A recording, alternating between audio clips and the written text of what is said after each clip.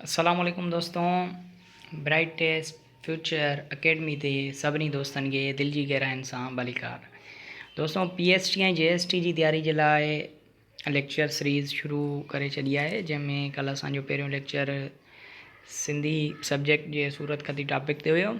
अॼु असांजो ही ॿियों लेक्चर आहे सिंधी सब्जेक्ट जे लोक अदब ते। सो अचो त लोक अदब खे सम्झूं। लोक अदब छा आहे? लोक अदब जी माना आहे अवाम जो अदब। संस्कृत दुनिया जी क़दीम ॿोली में लोक जी माना आहे माण्हू या अवाम। जर्मनी में लोक अदब खे वोक ऐं अंग्रेज़ी में फोक चइबो आहे। लोक अदब जी वस्तु। लोक अदब जी माना आहे आम माण्हुनि जो अहिड़ो अदब जेको ज़बानी रवायतुनि ज़रिए हिकु पीढ़ी खां ॿी पीढ़ी ताईं मुंतक़िल थी महफ़ूज़ थियो हुजे।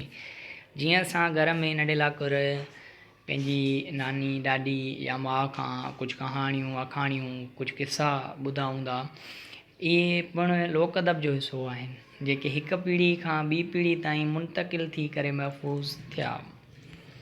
हीअ अदब रवायतुनि अक़ीदत ऐं ॾंद किताबनि जो अहिड़ो मजमूओ आहे जंहिंमें रवायती किसा आखाणियूं पहाका चवणियूं लोकगीत ऐं ॿियूं शाइराणियूं सिन्फ़ूं शामिल आहिनि। लोक अदब जा चिटा अक्स असांखे सूमरनि जे दौर में मिलनि था। लोक अदब ॿिनि भाङनि ॿिनि हिसनि में रहियल आहे, नसरी ऐं नज़मी। नसर या नज़म। नसर में लोक कहाणियूं शामिल आहिनि, जॾहिं त नज़म में लोक शाइरी।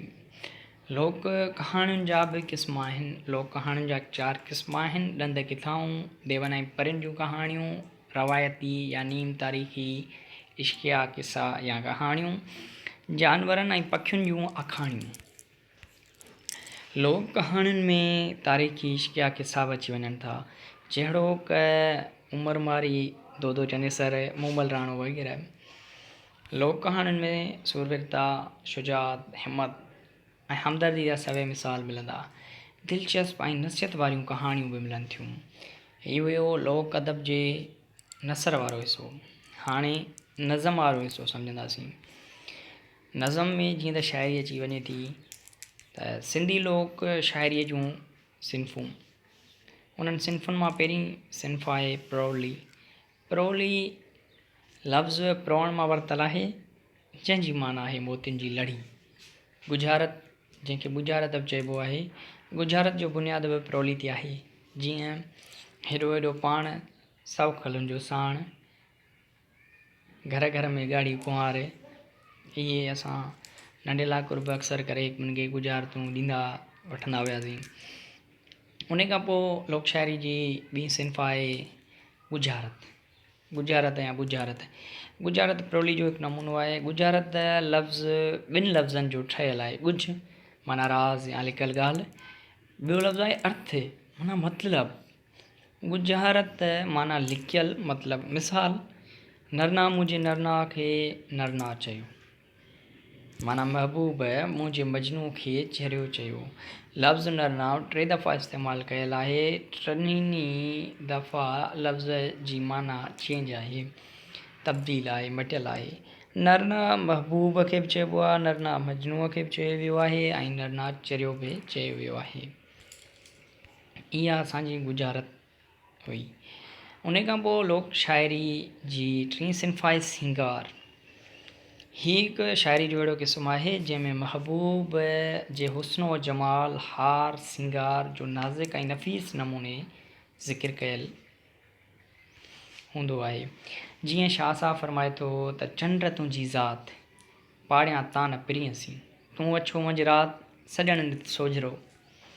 उन खां पोइ शाइरी लोक शाइरी जो चौथों क़िस्म, चौथी सिन्फ़ आहे मुदा ऐं मनाजात। मुदा ऐं मनाजात अरबी ॿोली जा लफ़्ज़ आहिनि, जंहिंमें मुदा जी माना आहे तारीफ़ या साराह, ऐं मनाजात जी माना आहे कन में ॻाल्हि करणु। उन खां पोइ लोक शाइरी जी पंजी सिन्फ़ आहे मौलूद। मौलूद अरबी ॿोली जो लफ़्ज़ आहे जंहिंजी माना आहे नओं ॼमल ॿार। नबी करीम सल्लल्लाहु अलैहि वसल्लम जे विलादत बासआदत जे पुरसरत भरे मौक़े ते संदसि शान में चयल हुजे, उनखे बि मौलूद चयो वेंदो आहे। उन खां पोइ लोक शाइरी जी हिकु ॿी सिन्फ़ आहे लोक गीत। लोकगीत हर मुल्क क़ौम ऐं उन जे लोक अदब जो अहम ऐं क़ीमती सरमायो हूंदो आहे। जीअं सिंधी लोकगीत सिंध सक़ाफ़त ऐं सिंधियुनि जे अवामी अदब जो आईनो आहे। जमालो सिंधी लोकगीत आहे। छलो उत्तर जो लोकगीत आहे। जी त दोस्तों ये असांजो अॼु जो लेक्चर हुयो ऐं महिरबानी तव्हां सभिनि दोस्तनि जी जिन वीडियो ॾिठो। ऐं आख़िर में अर्ज़ु त लाइक कमेंट ऐं सब्सक्राइब लाज़मी कंदा। महिरबानी।